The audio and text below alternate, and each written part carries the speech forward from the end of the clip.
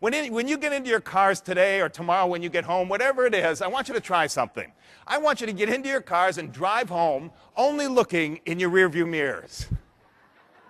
Oh, come on, I've been on the 401 many times. I swear you guys do this all the time, right? Sure. No, you couldn't do it, right?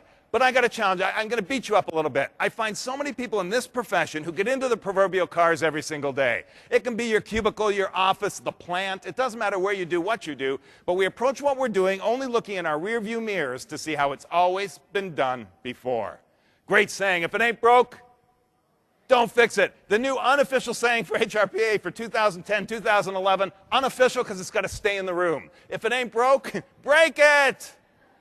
I'm looking around for management. Yeah, they're sweating right now. Great idea. Don't tell the folks back home. I truly believe that we have to break some rules for survival in HR today. Now, let me tell you something. There's a warning that comes with coloring outside the lines. It's okay to color outside the lines as long as you don't fall off the page. You have to figure out where is the edge of the page for you personally. Where's the edge of the page for the organization? Where's the edge of the page for my customer? How far can we go before we've colored too far? But here's what happens. So many people in HR have been in the business for so long that very early on in our careers, we are right on the edge of the page. Technology-wise, resource-wise, knowledge-wise. But as our careers grew, the page grew with us, and some of us were still back here. So today, coloring outside the lines is simply about checking the edge of the page. Now, I use a word in all my presentations in HR that makes some people feel very uncomfortable. I've already used it a couple of times. The word I use is the word customer. And I do it on purpose. I want you to start to think about your internal and your external customer. External, depending on what business you're in, you can define that. Internal is where most of you are focused, our internal customer. Anybody without whom we can't do what we do every single day. And let me broaden your scope a little bit. I truly believe, like in my business, I only have 3 people. We're a very small company. But my UPS driver is an internal customer. My FedEx driver is an internal customer. If they don't pick up my parcels when I need them to, I'm out of business. They're a vital part to doing what I do every single day. The key is this. In your customers' minds, when we're talking about change, there are only 2 issues, internal and external. They look like this. 1, 2. It's early. We're going to keep it simple. Here we go. The first is cost. And the second is value. And unfortunately, that's the ratio between the 2. Let me explain what I mean. I'm not talking about the price of your services, the price of what your company does. I'm talking about the perceived cost of doing what you're asking me to do versus the perceived value, what's in it for me. Now, totally rejected, dejected, on the other side of the river, not knowing what to do. Miss A walks down the riverbank totally forlorn, but eventually she comes across Mr. E. And if you thought this was bad, watch this. Mr. E is not alone. Nope, Mr. E is on a... It is a horse. Thank you. Good for you. You got horse from that. Same kid that said cell phone, I got that for you. He said jet ski. I don't know how to draw a horse, but it is a horse. Come on, horse, right? Yes? Come on, is that a horse? Yes. And not just any horse, it's a white horse. Ooh. And he's dressed in white.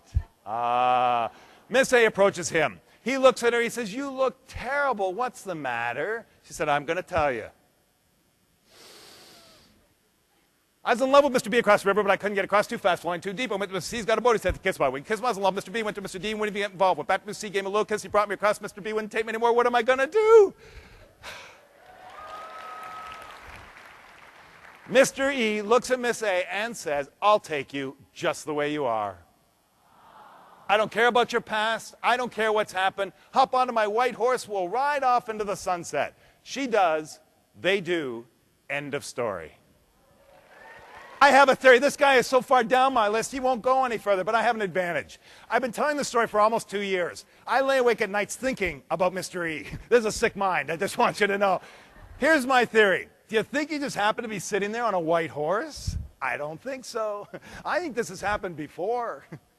Think about it. For whatever reason, woman gets rejected, walks down the riverbank. He doesn't have a horse. She walks right by him, doesn't even notice him. He says, "Next time I'm going to get me a horse." Are you kidding? In my theory, these 2 guys are strategic partners. It's my theory. Give yourselves a hand. You're doing great. What's the point? What's the point? What could it possibly have to do with being more creative? I don't know, but it was fun.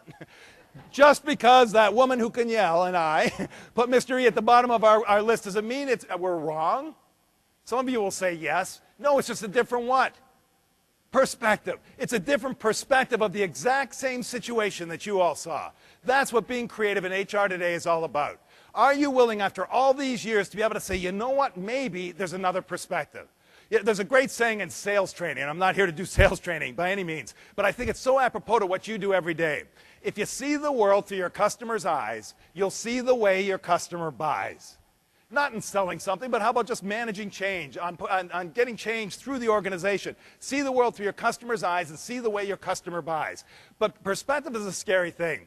We work with somebody for years and we think we know their perspective. And one day it changes instantly. And we're sitting there saying to ourselves, whoa, what's the matter with him? Whoa, what's the matter with her? When we should be saying, whoa, what's the matter with me?